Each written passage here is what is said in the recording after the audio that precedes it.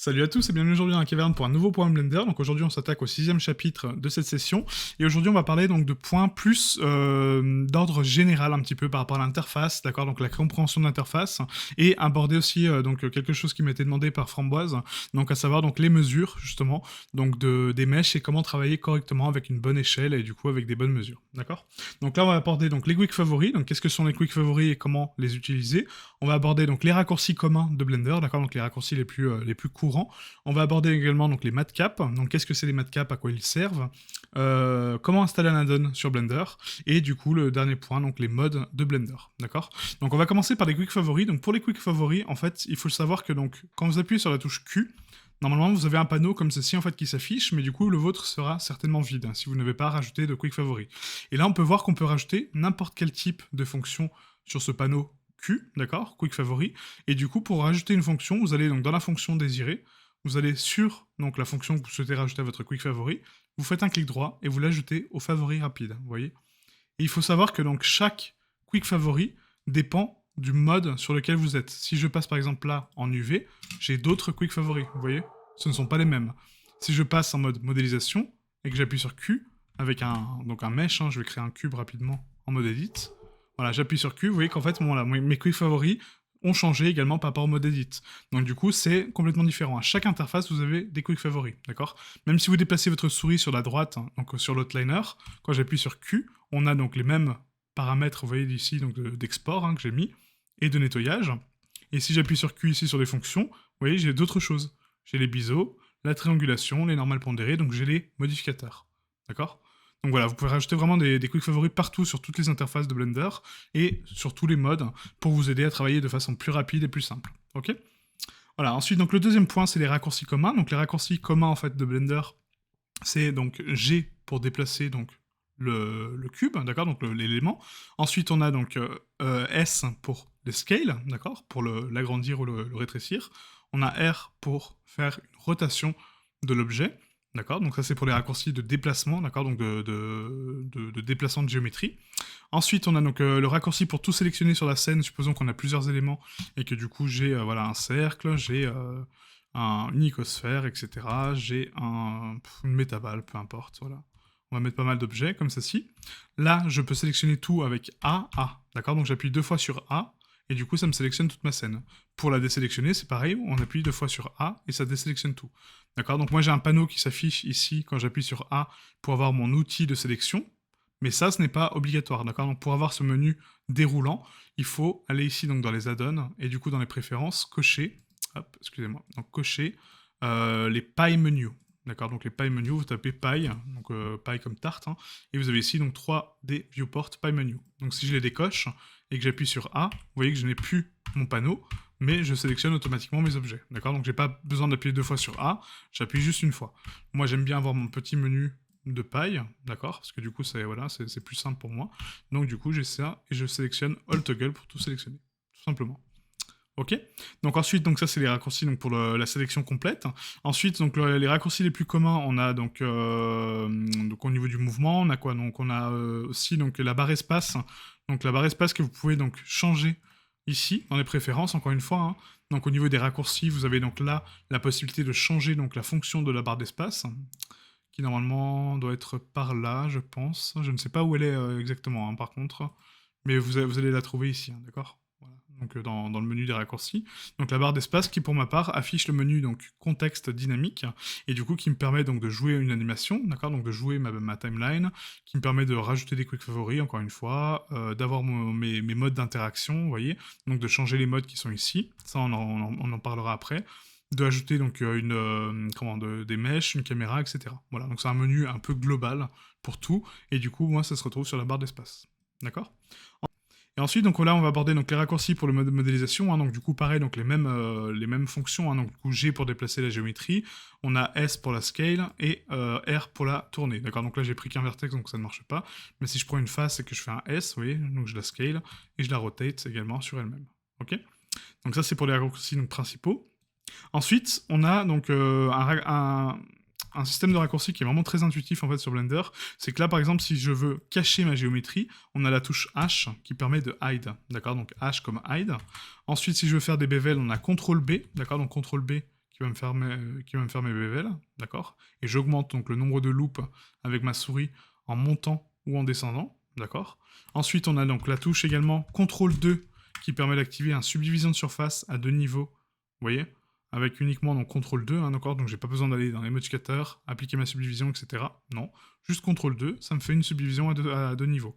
Si je veux une subdivision à 3 niveaux, je fais CTRL 3, hop, CTRL 3, excusez-moi, voilà, donc là j'ai une subdivision à 3 niveaux, et si je veux une subdivision à 4 niveaux, CTRL 4, CTRL 5, et du coup CTRL 6 ne marche pas, d'accord, donc le 6e niveau de subdivision n'est pas actif, d'accord, on peut faire juste CTRL 5, et après le 6e, il faut le donner ici manuellement, d'accord.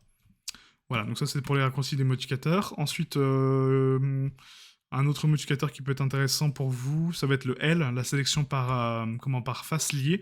Ça c'est très intéressant parce que je l'utilise très souvent ce raccourci-là. Quand on appuie sur la touche L et qu'on a son curseur placé sur le mesh, on va sélectionner la géométrie complète.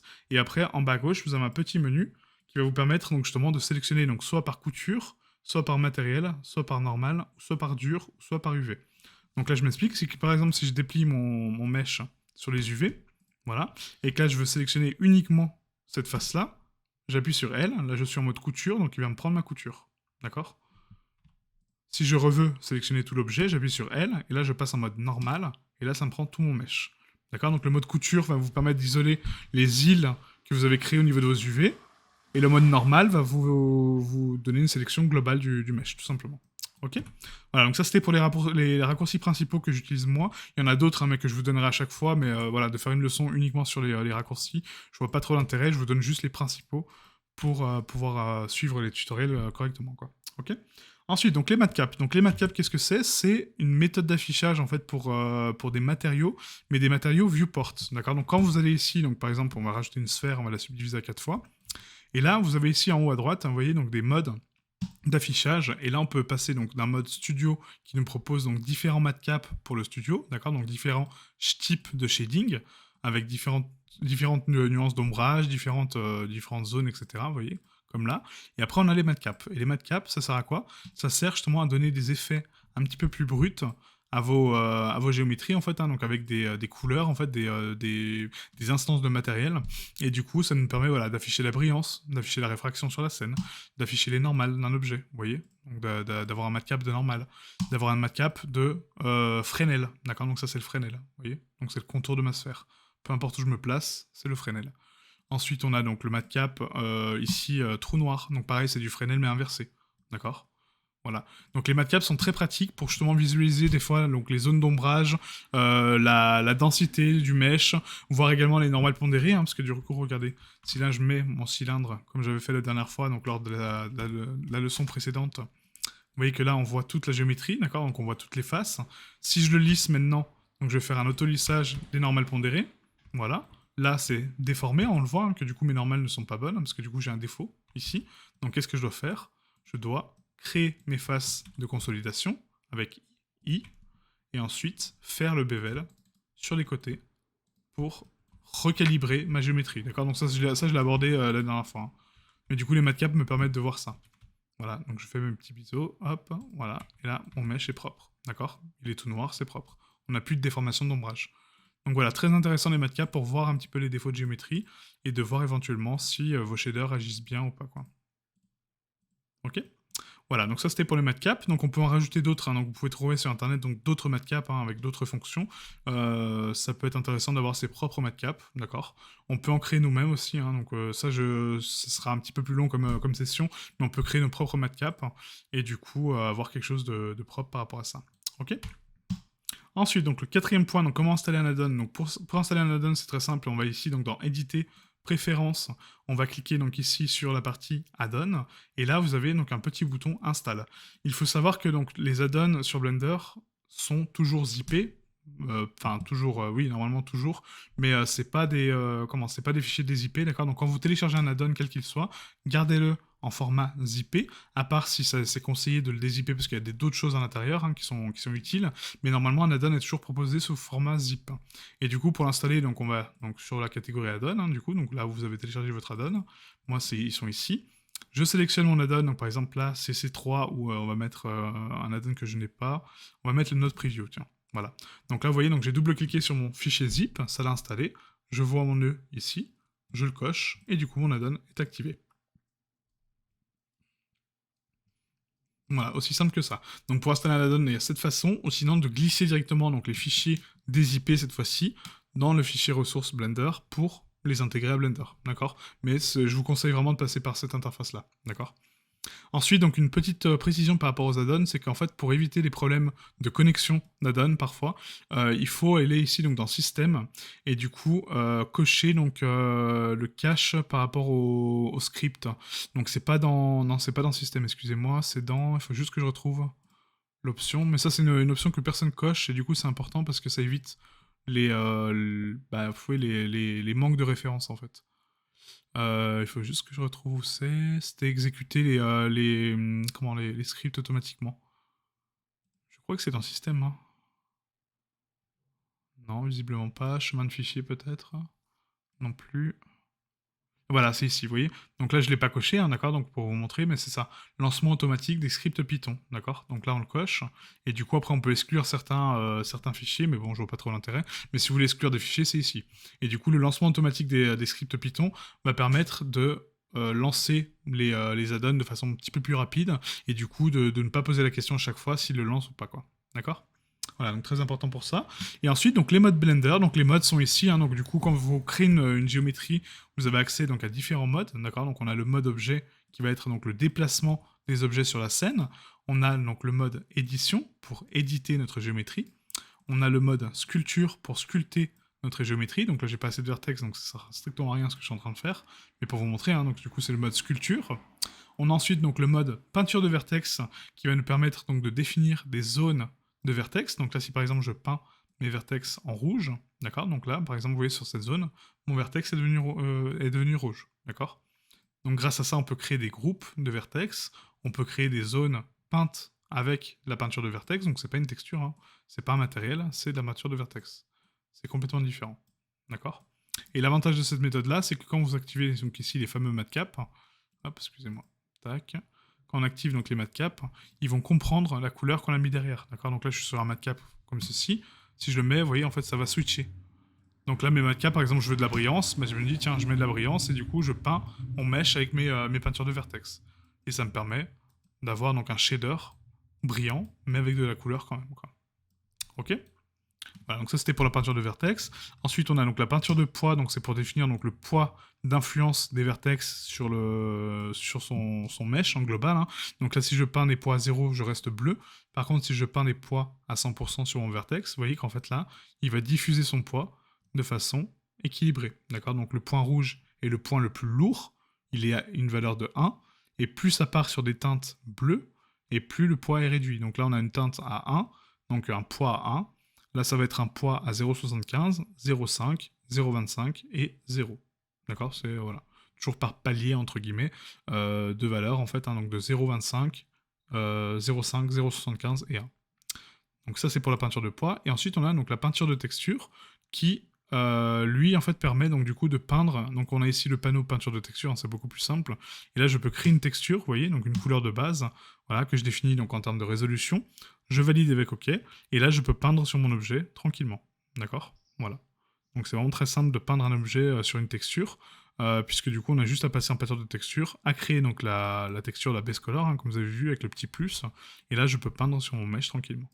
Si je reclique, je peux sélectionner donc un spécular. Là, je définis donc une spécularité. Hop, donc voilà, avec une valeur neutre, hein, donc à 0,5. Et si je pars sur des teintes blanches, j'aurai une spécularité beaucoup plus grande. Si je pars sur des teintes noires, j'aurai une spécularité beaucoup plus réduite.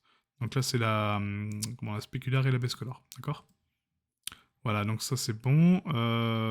Ça c'est pour la peinture de texture. Et après, il n'y a pas d'autres modes hein, forcément que ceux-là. Après, vous avez le mode UV, hein, bien sûr, hein, donc le panneau UV, le panneau des matériaux, voilà, le panneau des animations et le panneau des nœuds de géométrie que je n'ai jamais abordé encore, mais ça peut être le sujet d'une prochaine leçon, quoi. Ok. Voilà, donc maintenant pour les mesures, donc je vais vous donner 2-3 astuces hein, pour avoir donc des mèches propres et qui respectent bien les mesures que vous souhaitez. Donc ici dans la partie éléments, on a accès donc à toutes les dimensions du mesh, d'accord. On a ici donc la dimension sur X, la dimension sur Y, la dimension sur Z, d'accord, donc sa taille, son échelle, sa rotation, sa position. Donc quand je veux modéliser quelque chose de bien précis, j'ai juste à taper mes valeurs ici, 1.51, ok, j'ai 1m51, d'accord. Si je veux travailler en dessous des valeurs donc de mètres, d'accord, si je veux taper voilà, 0,005, ok, voilà, j'ai ma valeur de 0,05, d'accord. Donc ça, les échelles, d'accord, donc les échelles et les unités de valeur de Blender sont ici, sur la droite, donc dans le panneau monde, on a ici donc les unités, vous voyez. Donc là, on peut changer en système métrique ou impérial, et on peut changer donc du coup en mètres, en kilomètres ou en centimètres, en millimètres, etc. D'accord. Donc si vous avez des choses vraiment très précises, vous passez en millimètres, comme ça les valeurs sont en millimètres, et du coup c'est beaucoup plus simple de modéliser de façon très précise. Ok. Voilà, donc ça c'est la première astuce par rapport à ça. Donc là je vais repasser en mètres. Et du coup, donc pour vous montrer en fait donc un autre add-on qui est vraiment très pratique, c'est Mesureit, du coup qui permet donc de mesurer la géométrie, mais on n'en a pas forcément besoin en fait, je crois, pour l'activer, parce que du coup ici sur le panneau, vous voyez en fait des informations de mesh, on peut cocher ici donc les valeurs, donc en mode edit, hein. Donc pas en mode objet, mais en mode edit. Quand je passe en mode edit, j'ai un panneau, vous voyez, qui est beaucoup plus vaste, et là, je peux afficher les mesures. Donc là, si je coche, normalement, c'est ici, vous voyez, measurement. Longueur d'arête, angle, et aire de face, et face angle. Vous voyez, donc ça me permet d'être vraiment très très précis, parce que du coup, j'ai mes longueurs d'arête, et je les vois réellement, hein, donc j'ai pas besoin de mon panneau N, même si moi, j'utilise que le panneau N, mais on peut les afficher directement sur le mesh. D'accord. Donc ici, vous cochez, voilà, la longueur, les angles, ce que vous voulez, au niveau des faces. Ok. Voilà, donc ça c'était la petite astuce pour modéliser de façon très précise. Donc j'espère que cette vidéo vous a plu. Voilà, encore une fois une vidéo très courte mais avec des points bien ciblés, bien abordés. Et du coup, on se retrouve donc pour la prochaine vidéo, donc lundi prochain normalement, pour un nouveau point Blender avec d'autres informations et d'autres astuces. Et après, voilà, donc j'ai encore quelques sessions à vous faire comme ça, hein, donc une petite douzaine encore, hein, donc, de points Blender à aborder. On va aborder après à toute fin la version 3.0, parce qu'à partir de maintenant, je vais bosser que avec la Blender 3.0, d'accord, qui est en alpha pour l'instant, mais au moins ça vous permettra d'avoir toujours des tutoriels à jour, et au moins vous avez donc voilà les nouveaux outils, les dernières informations, et les dernières méthodes que je vais utiliser pour mes prochains tutos. Ok. Donc merci à vous, et à très bientôt. Ciao, ciao.